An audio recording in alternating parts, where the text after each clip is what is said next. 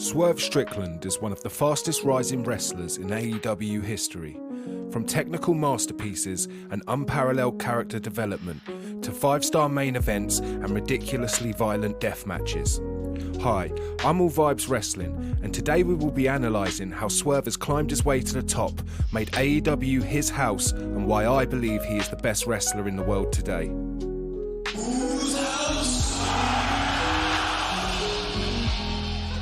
Swerve Strickland made his AEW debut at Revolution 2022, walking in with charisma, confidence, and the attitude of someone who didn't come to fit in, he came to take over.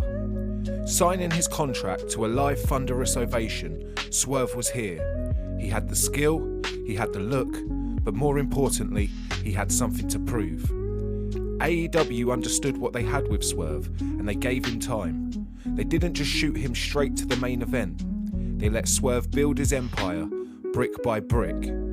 His energy would soon find its first spark in an unexpected alliance with none other than limitless Keith Lee.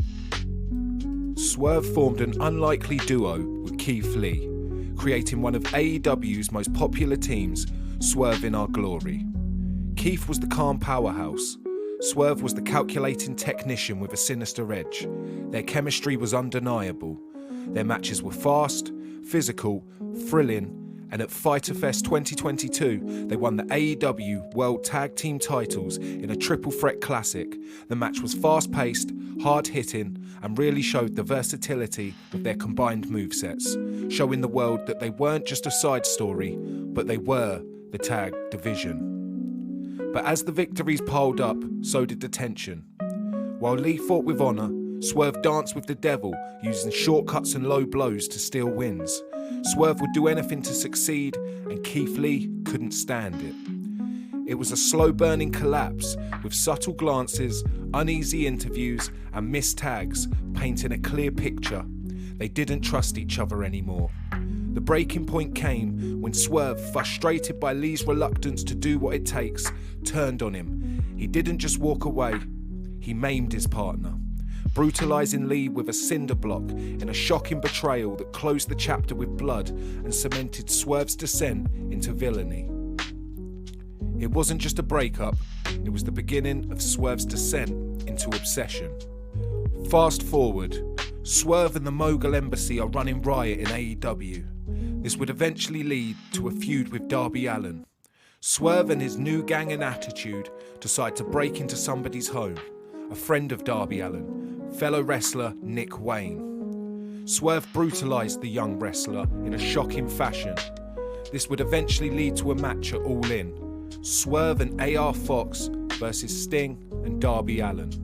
A few weeks before All In was due to start, AR Fox and Swerve had a tag team match against Nick Wayne and Darby Allin. Nick Wayne managed to get the victory over AR Fox in this match, and this left Swerve furious, questioning whether AR Fox was good enough for the Mogul Embassy. Swerve did not want to take that risk on the biggest night of his career and kicked out AR Fox. This would then lead to Swerve selecting a new partner, Christian Cage. The match at All In was a spectacle. It was a showcase of the young and the legends. It was a night to celebrate Sting on his last run. The match was physical, emotional, and most importantly, fun. The match would show that Swerve has what it takes to deliver on the big stage and in big moments. Even in defeat, this would be the start of Swerve's ascent into greatness. As you know, in wrestling, rivalries often stem from championships, grudges, or betrayals. But the story between Swerve Strickland and Hangman Page was something different. This feud was about identity, about legacy, about two men staring across the ring from each other, one desperate to ascend and the other unsure if he still belonged. What we saw in Swerve was a calculated frustration, a sense that he'd been overlooked, that the system wasn't built for someone like him to succeed, and to climb that ladder he needed to tear someone else down. That someone was Hangman Page. Swerve picked Hangman for a reason. Hangman had been a former world champion, a main event star, but at that time he wasn't doing much. He was floating and directionless, and that made him the perfect target. Swerve's challenge wasn't random. it was strategic. He didn't just want a big match, he wanted to expose Hangman, to prove that he, and not Hangman, should be the face of AEW's future. At Wrestle Dream, Swerve and Hangman faced off in their first match. The tone here was competitive but tense. This wasn't a blood feud yet, it was two men trying to prove a point. And the result? Swerve won, decisively in front of his hometown crowd. And this win mattered, not just because it was an upset, but because it exposed everything Swerve had said. Hangman didn't lose because he wasn't capable. He lost because he didn't have the same urgency. Swerve wanted it more. Even though Prince Nana assisted him, Swerve did what it took. Now here's where things escalated. After the first match, Swerve didn't just move on, he pressed further. He did something no one expected. He invaded Hangman's personal life, not metaphorically, but literally. Swerve went to Hangman's home. This wasn't just a cheap heel move, it was layered psychological warfare. He wanted to rattle Hangman, to force him out of his emotional shell. This was some of the darkest storytelling that I have seen in wrestling. What Swerve did here was shatter the barrier between professional and personal. He wasn't just trying to win a match anymore, he wanted to break Hangman, mentally and emotionally. This was now more than wrestling. At Full Gear 2023, the rematch was set, a Texas death match. But this wasn't just a continuation, this was escalation. This was one of the most brutal matches in wrestling history, so unfortunately I am unable to show you most of the match. But I advise everyone to seek it out. From the barbed wire wrapped chairs and broken glass, to cinder blocks and a live hanging, this match had it all. For Swerve, it wasn't about wins or losses anymore. It was about making a statement, through pain, through punishment, and through violence. Hangman came in fired up, more aggressive than we'd seen in months, but this wasn't his story anymore, it was Swerve's.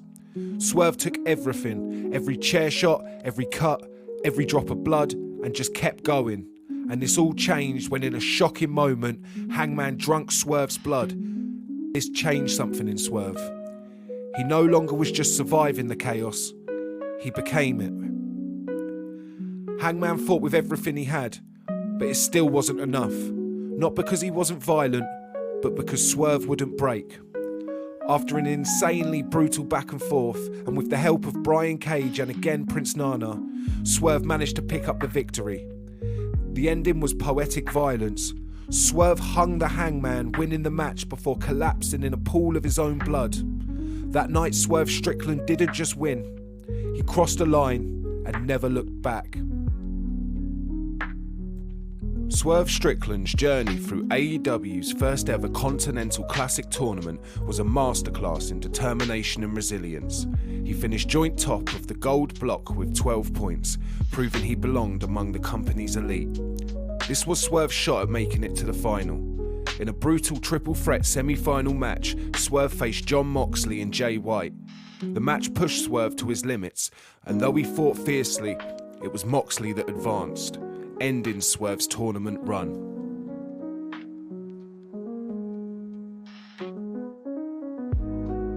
But setbacks only fueled Swerve's fire. On December 30th, at World's End, he was scheduled to face old friend and rival Keith Lee. But when Keith Lee was medically sidelined, Lee's tag team partner, Dustin Rhodes, stepped in. Swerve, frustrated with Lee's absence, as well as not winning the Continental Classic, lashed out at Dustin, attacking him before the match, brutalising him by jumping from the top rope through a cinder block onto Dustin's ankle. Dustin was being carried to the back before resisting and insisting that the match goes on. But once the match started, Swerve didn't miss a beat. He dispatched of Dustin with precision, reminding everyone why he's always a threat, no matter who the opponent.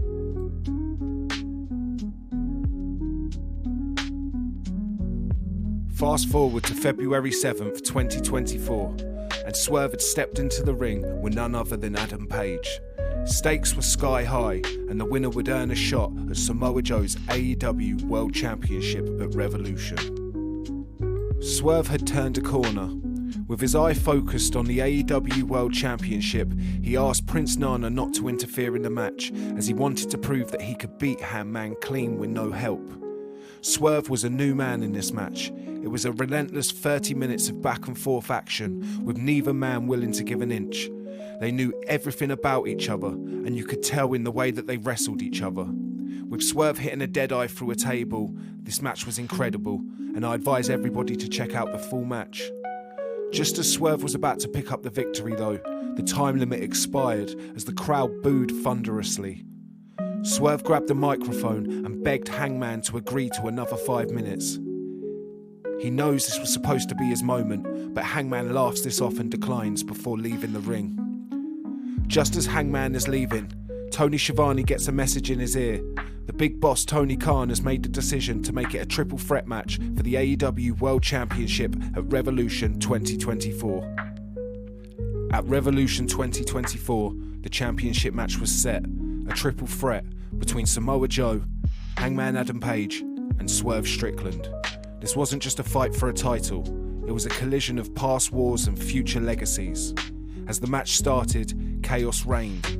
Joe's devastating power set the pace, battering both challengers. Hangman fought with raw grit, Swerve fought with calculated precision. Every strike, submission attempt and reversal told a story of hunger and will. In the end, Samoa Joe retained. A brutal reminder that the road to the top is never easy. For Swerve, the loss was a statement. He belonged in that circle. His hunger burned brighter than ever. After defeating Takeshita in the #1 contenders match, Swerve Strickland had once again earned his shot at the AEW World Championship. And standing across from him, the final boss, Samoa Joe. On April 3rd, the match would be made official during a contract signing between Swerve and Samoa Joe. The promos here were incredible and intense. Swerve knew it was his time to take the championship and become the face of AEW. This would go as well as every contract signing in wrestling history. After Joe pushes Swerve, Swerve launches into an attack. This doesn't last long as Joe shows his brutality after battering Swerve with his own chain. Dynasty 2024, the biggest night of Swerve's career. The night that he proves all of the naysayers wrong, but he had one person in his way, Samoa Joe. The match was a war, starting off slow and methodical. Neither man wanted to take a risk. Joe took control with his physicality early on in the match and decided to remove the floor cover to inflict more pain to Swerve. This wasn't how Swerve envisioned the night was going to go. Joe was dominating. As Swerve battled to stay in the match, Joe was getting slower minute by minute. This is where Swerve would use his speed and creativity to gain an upper hand. Swerve worked Joe's arm in hopes of incapacitating him. Joe, now struggling, goes for the AEW belt to use as a weapon, but as he enters the ring, he gets caught, and then Swerve follows that up with a Swerve stomp. Swerve could sense victory. He hits Joe with a house call, but Joe kicks out. In magnificent fashion, Swerve manages to jump over Joe and hit him with a powerbomb, followed by a Swerve stomp. 1, 2, 3. He did it.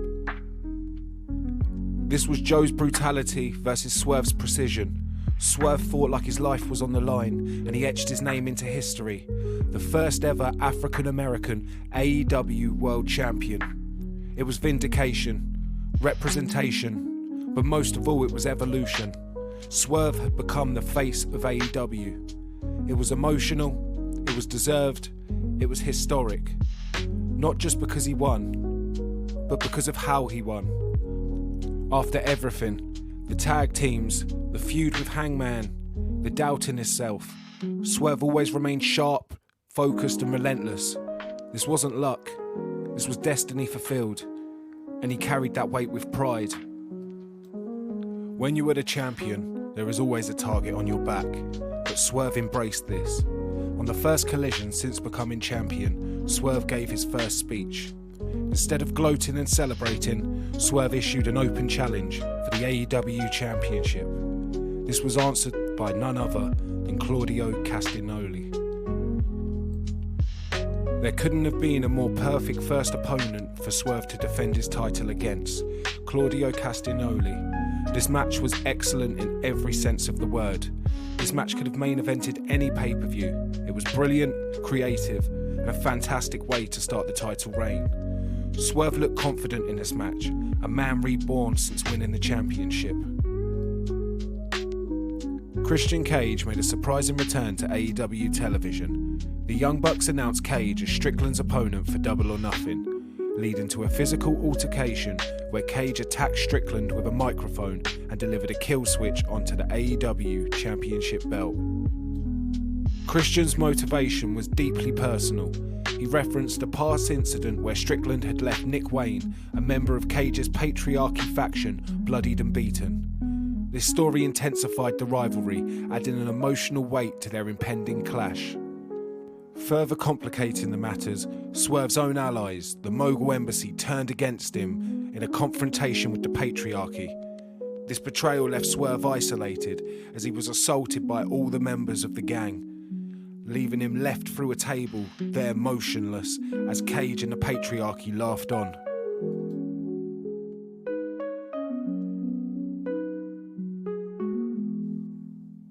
Double or Nothing 2024. Swerve Strickland versus Christian Cage. In the ring, Christian slowed the pace. He baited Swerve into traps, used every rope break, every ref distraction, and every shortcut in the book. But here's where we saw another side of Swerve. Patience. He didn't fall for the bait, he stayed calm. Patience paid off for Swerve as he started to take control of the match in a convincing fashion. The patriarchy, seeing Christian in trouble, tried to interfere and help him out, but Swerve fights them off, taking each one down on his own. Eventually the ref steps in and ejects him from ringside, leaving Christian completely by himself. That's when Swerve starts to settle in. He gets more confident with his offense, maybe even a little too confident, and then it backfires when Christian sends him face first crashing into some steel steps. Suddenly we see Nick Wayne appear, while the referee is distracted dealing with Cage's antics. But before Nick could do much damage, Prince Nana comes rushing out like a madman with a pole in his hand, chasing him off. Swerve recovers and manages to land a massive stomp on top of the announce table. Once back in the ring, Swerve lines him up. Bang. 1, 2, 3. And still your AEW World Champion, Swerve Strickland. From the moment Will Ospreay officially joined AEW full-time, he made it clear that he wanted to face the best, and eventually that path would lead him to the world champion, Swerve Strickland. There isn't a personal grudge here, just two top-level competitors with something to prove. For Swerve, this is about validating his reign and showing that he belongs at the very top. For Ospreay, it's about stepping into that spotlight in AEW and making a statement in one of the biggest matches of his career. Both men have been on a strong run, and their meeting feels like the natural next step. No drama, no cheap shots, just a high-stakes world title match between the two very best in the world. You could feel it in the air. This was a special night. Two of the best to ever do it in front of a rabid crowd. AEW chants rained down as the two of them faced off. The atmosphere was electric. This had big fight feel written all over it. The pace was insane. Counters on top of counters. Dapped into whatever Ospreay threw at him. They mirrored each other at times. Two innovators clashing in a symphony of movement. But what made this match so special wasn't just the flips. It was the heart. This was professional wrestling at its finest. The Swerve stomp from the top rope to the announcer's table was incredible. They pushed each other to their limits, trading big moves, near falls and desperation strikes. The match even had drama. When the referee was knocked out by accident, Don Callis attempted to give Ospreay a screwdriver to attack Swerve with. But Ospreay, unsure about the decision, is then enraged once Nana attacks Callis. This was Ospreay's biggest mistake, as while this was happening, Swerve was recovering in the ring. Once Will re-enters the ring, Swerve hits him with an absolute onslaught. A battered and tired Ospreay tries to hit Swerve with a hidden blade, but his body is too broken from the match to do so. Swerve now knows he has this match in the bag, and like a predator, he played with his prey. Swerve picks up the victory in what might be one of my favourite wrestling matches of all time. Two of their absolute best at the absolute peaks of their career in a professional wrestling classic going at it. No championship run is complete without a marquee feud. For Swerve, that was Bryan Danielson. Title versus career at Wembley Stadium. The feud wasn't just physical, it was a battle of philosophies. Bryan represented tradition, and Swerve represented evolution. The future versus the past.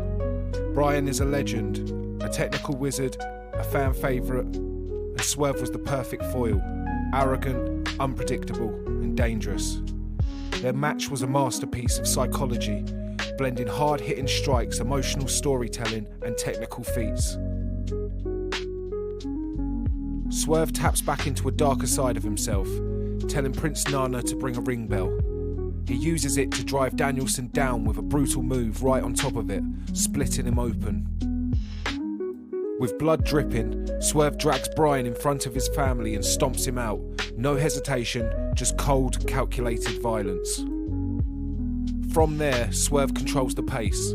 He slows things down, punishing Danielson piece by piece. But the tide starts to shift. Danielson feeds off the crowd, finding a second wind, and fires back, cutting off Swerve's momentum. That doesn't last long. Swerve takes back control and hits a well-placed house call, and somehow Danielson kicks out and the crowd erupts.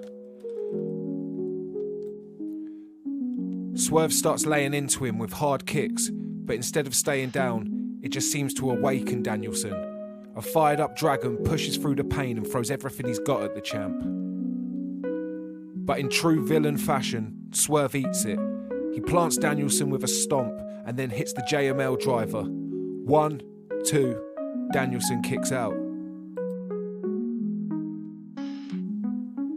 And then chaos hits.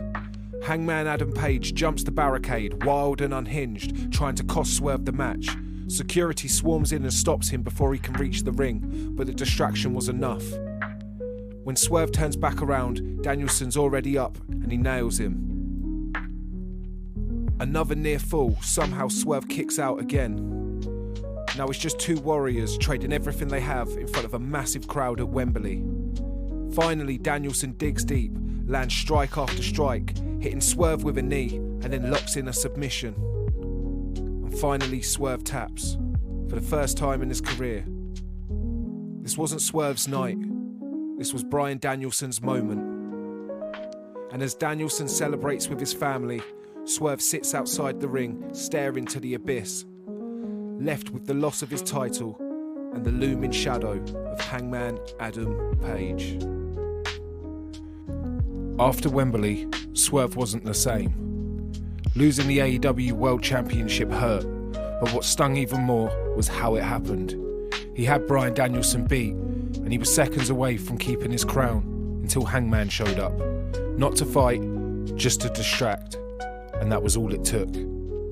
Swerve didn't forget, and neither did Hangman. This rivalry wasn't new. It had been boiling since the fall of 2023, when Swerve invaded Hangman's home and crossed a line that couldn't be uncrossed. And after all this time, after all the matches, the blood, the career-ending moments, Hangman still wanted revenge. So he took it to the next level. The week after All In, footage aired of Hangman standing outside of Swerve's home, quiet and focused. And then he lit a match. Swerve's house engulfed in flames. No words, no warning, just fire and fury. And that changed everything. They wanted to hurt each other. So at All Out, that's what they were going to do. Swerve versus Hangman, one last time. Before the cage even dropped, Swerve came flying in with a kick to Hangman's face. They brawled to the outside. No feeling out, just war straight from the jump. Once inside, it stayed even until Swerve cracked Hangman with a house call. Hangman fired back with a staple gun, flashing back to their Texas death match. Swerve laughed it off, stole the gun, and stapled Hangman right back. And then he pulled out a photo of his family and stapled it to Hangman's face. It got violent fast. Hangman tried to take over with a barbed wire lariat and repeatedly smashed Swerve's head into the cage. But Swerve caught him slipping and hit him with another house call, and then somehow nailed a buckshot off the ref's back. Swerve has managed to change the momentum. He used Hangman like a dart into a chair and then hit a vertebraker on a cinder block that he pulled out from his box of weapons. Eventually they find themselves on the top rope and Swerve hits a swerve stomp from the top through a table in devastating fashion. Hangman survived somehow. Swerve went for another stomp, but Hangman reversed it into a deadeye. Then he pulled out some burned wood from Swerve's house. As they wrestled around the ground for it, Swerve managed to get it. Just as he was about to strike Hangman with it, he looked at it emotional. And this gave Hangman the chance to hit a low blow and a powerbomb onto the cinder block. Somehow Swerve kept fighting and landed back-to-back house calls on Hangman, but again Hangman kicked out. Swerve climbed the cage for one final stomp, but Hangman stopped him, managing to powerbomb Swerve from the top rope and then hit another deadeye, and somehow Swerve kicked out again. Hangman lost it and screamed at Swerve to beg, but Swerve just laughed. That's when Hangman, in real sick fashion, ripped out Swerve's grill, attacked him with a needle, and hit him over the head in devastating fashion with a steel chair. The ref had no choice. The match was stopped. Swerve didn't tap, he didn't quit, his body gave out. And just like that, it was over. After nearly 2 years of climbing, fighting, proving and surviving, Swerve Strickland laid in the middle of the ring, not as the world champion, not as the face of the company, but as a man who finally had to face the cost of everything that he did there. From his AEW debut, Swerve was different, confident, calculated and sharp with every word, but even sharper in the ring. He wasn't there to just fit in, he was there to take over. And when he finally won the AEW World Championship at Dynasty 2024, it felt like he had done exactly that. But at All Out, inside that cage, it all came crashing back. And when that final bell rang, Swerve wasn't holding his hand up in victory. He was laying there in the wreckage of everything he'd built.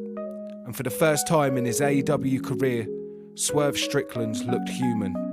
Not a supervillain, not a king, just a man.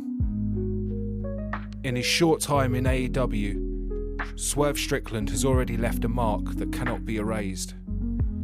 From upstart to tag champion, from cold-blooded tactician to world champion, to the man who finally had to face his consequences. Swerve's story isn't about just gold or glory. It's about evolution. It's about ambition. It's about how far you're willing to go and what's left of you when you get there. This was Swerve's era, and whether you loved him or hated him, you felt it.